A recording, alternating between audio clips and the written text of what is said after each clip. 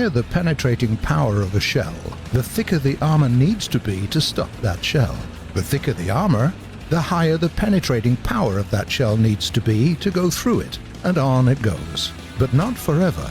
As early as the 1960s, when the world saw the first shells capable of penetrating 400 millimeters of steel armor, tank manufacturers were forced to adapt, to find new ways to protect their vehicles. One of the solutions came in the form of composite armor. Basically, a type of vehicle armor consisting of layers of different material. It was just as sturdy as conventional armor, but much, much lighter. Here's an example. What you see here is the armor face taken from the Soviet T-64, the first production tank with composite armor.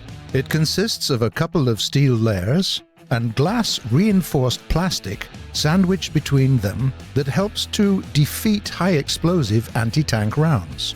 Just like that. And if you think that's fancy, in the turret there were special inserts made from extra sturdy steel that served the very same purpose. A second answer to the same problem is explosive reactive armor. This kind of armor consists of a slab or slabs of high explosive and thin metal plates. The idea is simple. When attacked by a penetrating weapon, the explosive detonates, forcibly driving the metal plates apart to damage the penetrator.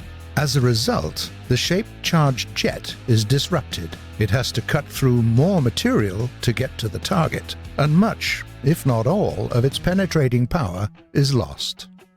Now it's time for the most interesting part. Let's see how all of that works in our game. As you can see, both composite and reactive armor provide superior protection against HEAT attack, but are defeated by shells of other types. That's why it's a good idea to know how well every type of ammunition at your disposal works against different types of enemy armor, and carry a few different rounds at all times. There is another important thing to consider. The dynamic elements of reactive armor effectively disappear after they have served their purpose. That's how they work.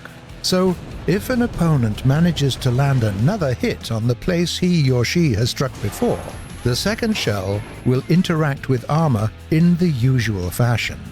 You won't have that extra protection anymore.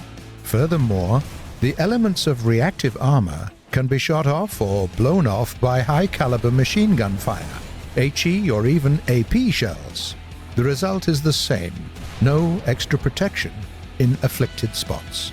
You also have to remember that different countries have their own ideas of what composite armor should consist of, and these ideas change throughout the times, usually more than once. The materials used in the production of this armor included metals, plastics, ceramics, and different ones at that, and even air.